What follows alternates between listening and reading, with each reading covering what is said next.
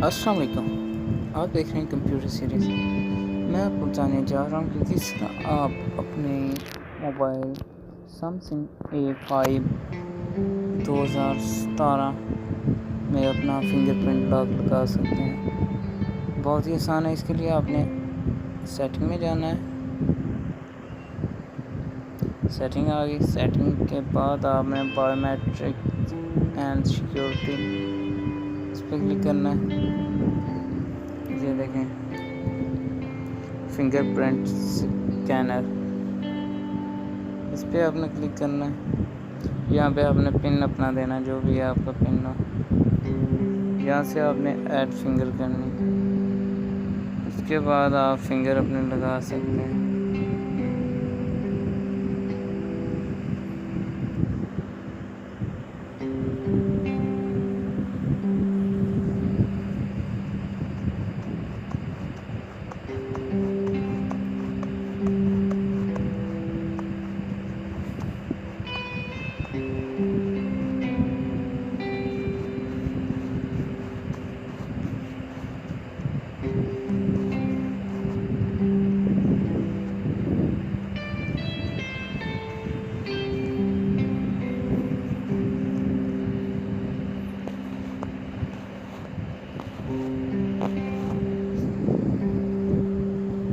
दोबारा अपने